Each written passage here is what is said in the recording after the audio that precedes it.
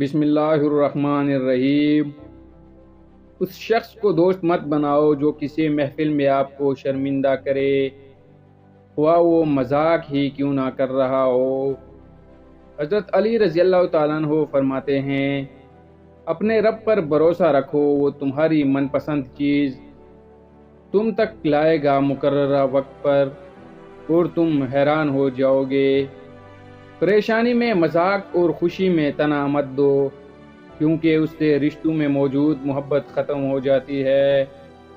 زمانے کا شکوہ نہ کرو، بلکہ خود کو بدلو، کیونکہ پاؤں کو گندگی سے بچانے کا طریقہ جوتا پہننا ہے، نہ کہ سارے شہر میں قالین بچھانا۔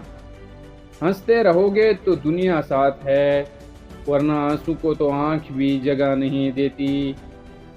علم ایک ایسا زیور ہے جس کے سنگار سے شخصیت چمک اٹھتی ہے۔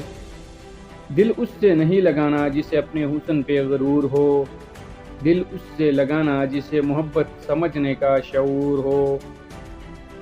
غرور کس چیز کا ہے؟ دنیا کے سارے راستے قبرستان کی طرف جاتے ہیں۔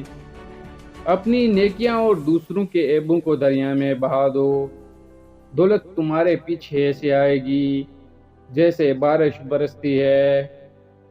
پلٹ کر جواب دینا بے شک غلط ہے، لیکن سنتے رہو گے تو لوگ بھولنے کی حدیں بھول جاتے ہیں۔ جب نیت میں کھوٹ آ جائے پھر یہ تینوں چیزیں راستہ بدل لیتی ہیں، مال، رزق اور محبت۔ ایک غیبی اصول یہ بھی ہے کہ جو تقسیم کرو گے اس کی تمہارے پاس فراوانی ہو جائے گی، پھر وہ دولت ہو، علم ہو، محبت ہو یا آسانیاں ہوں۔